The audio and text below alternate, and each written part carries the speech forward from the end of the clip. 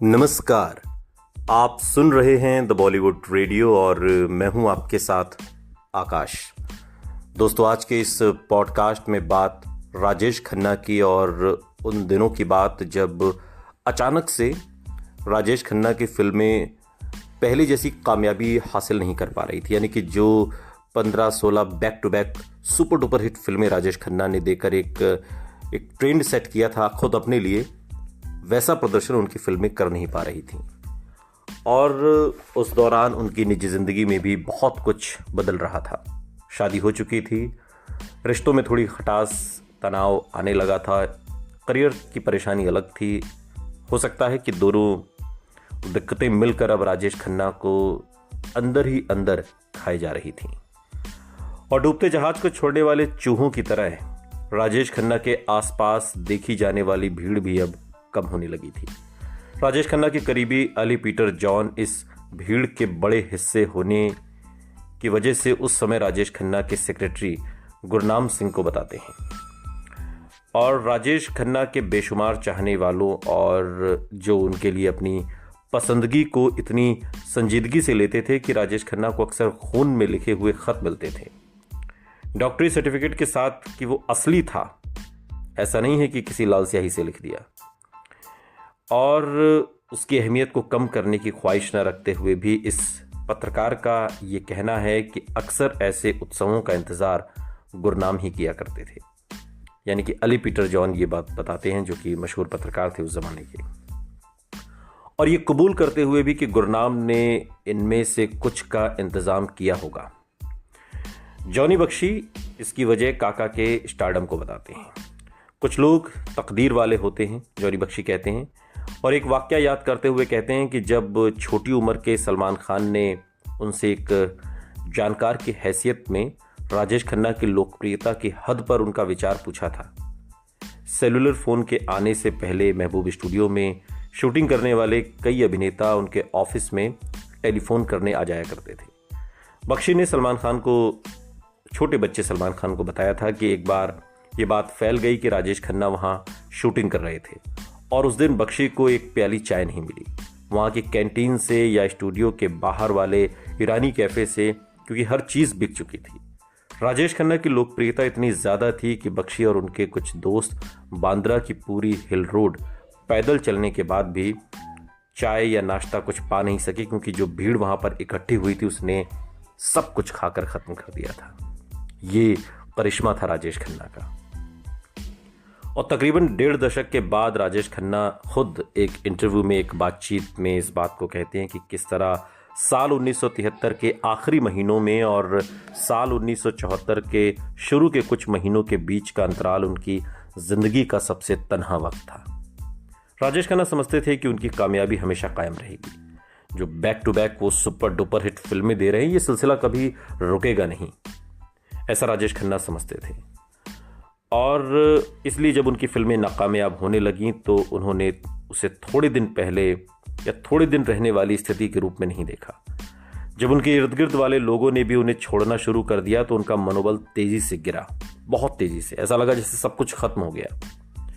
और हालात के इस तेज बदलाव ने उन्हें चिड़चिड़ा और बेचैन बना दिया। उसी इंटरव्यू में राजेश खन्ना बताते हैं कि उन्होंने अपने आसपास एक ऐसी दीवार खड़ी कर ली थी और किसी को अपनी मदद वो करने नहीं देते थे।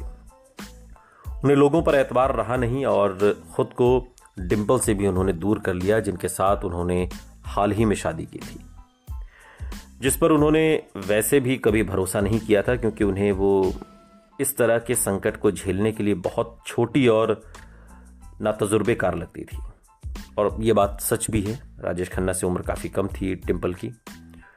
राजेश खन्ना ने आगे इस इंटरव्यू में बताया कि उन्होंने खुदकुशी तक करने का सोचा, लेकिन ऐसा किया नहीं क्योंकि वो नहीं चाहते थे कि दुनिया राजेश खन्ना को एक नाकामयाब इंसान की तरह याद करे। फिल्मी पत्रकारिता, जिसका राजेश खन्ना फेनोमिनन को खड़ा करने में हाथ था, उसने भी इधर उधर देखना शुरू कर दिया था। यानी कि राजेश खन्ना के बरक्स अब कौन सा सितारा है। राजेश खन्ना समझते थे कि वो अभी भी सलामती के जाम के हकदार थे, जबकि फिल्म पत्रकारों के मजाक उनकी बदलती वफादारी का अक्स थे। लेकिन हर किसी ने राजेश खन्ना से उम्मीद नहीं छोड़ दी थी। और उनमें से सबसे मुख्य थीं देवयानी चौबल, जिन्हें फिल्म इंडस्ट्री देवी कहती थी, जिनके बारे में मशहूर था कि देवयानी चौबल की न दोस्ती अच्छी न दुश्मनी, जिनसे बड़े बड़े सितारे डरा करते थे। देवयानी तकरीबन उन्माद की हद तक राजेश खन्ना पर मर मिटी थी और निश्चित कर लेती कि उनके हर आलेख में, चाहे वो किसी के बारे में लिख रही हो, राजेश खन्ना का जिक्र हो। और इसमें भी अहम, उनके लेखों ने अमिताभ बच्चन को हर तरह से छोटा दिखाया। उस दौर में सिर्फ देवयानी चौबल और राजेश खन्ना के स्टाफ ने ही राजेश खन्ना को नहीं बनाए रखा।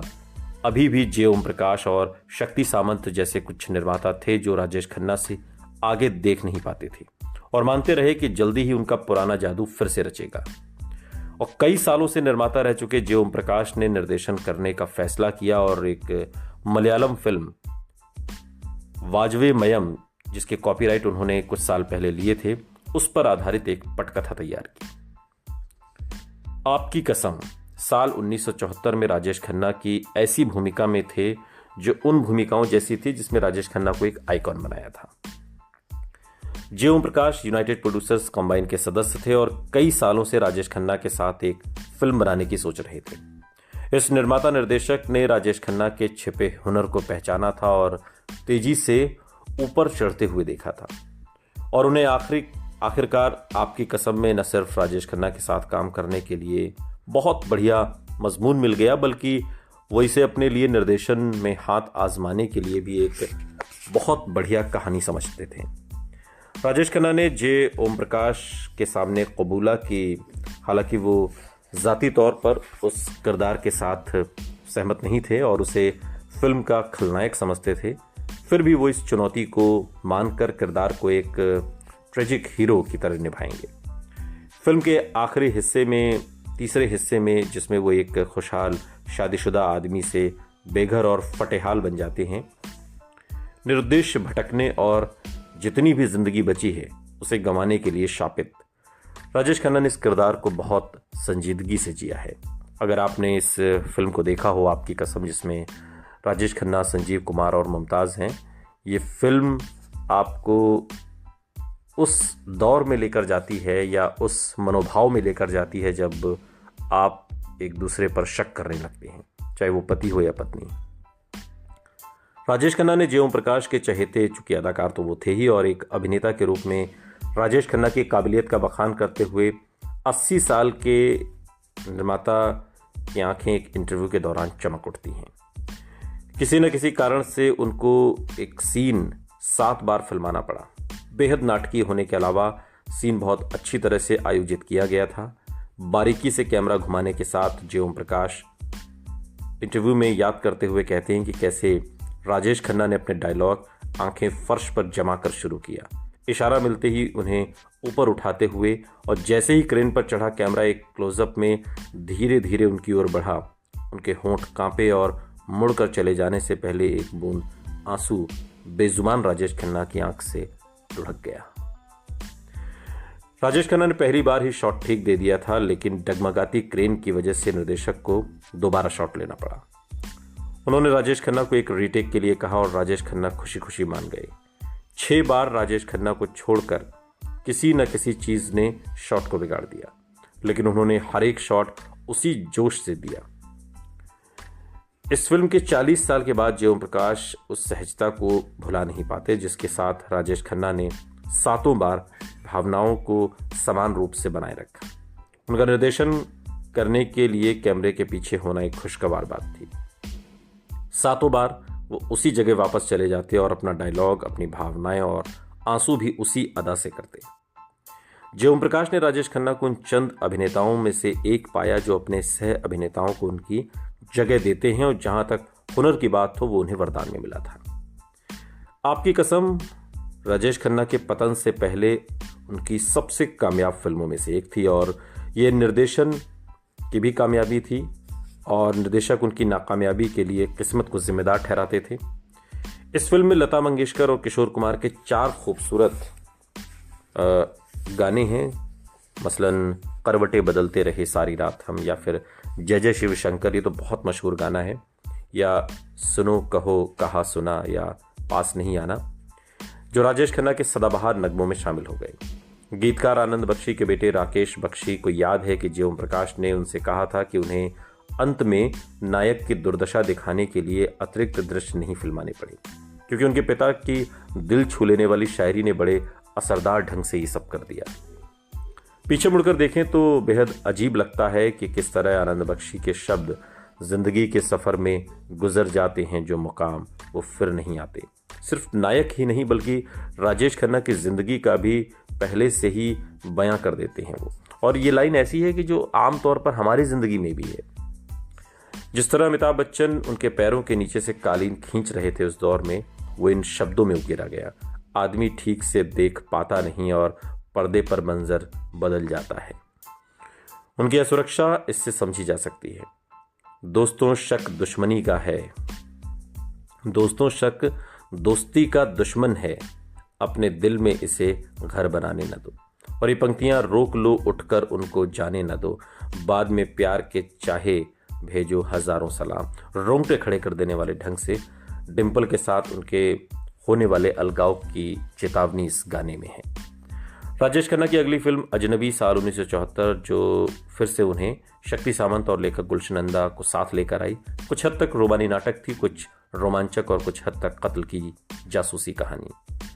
आर डी बर्मन के संगीत जैसे हम दोनों दो प्रेमी लता मंगेशकर या भीगी भीगी रातों में लता और किशोर कुमार के एक अजनबी हसीना से के लिए ज़्यादा याद किए जाने वाले अजनबी और औसत दर्जे की सफल फिल्म थी, जो ज़्यादा सफल हो सकती थी यदि उसकी कहानी इतनी घुमावदार ना होती। अजनबी में पहली बार राजेश खन्ना और जीनत अमान एक साथ आए थे और पर्दे पर उनकी केमिस्ट्री फिल्म को बहुत बेहतर बना देती अगर पटकथा में ज़बरदस्ती का सस्पेंस ना होता। कभी कभी कहानी भी हीरो को, हीरोइन को, एक्टर को, स्टार को, सुपरस्टार को कमज़ोर कर देती है। सुनते रहिए द बॉलीवुड रेडियो, सुनता है सारा इंडिया।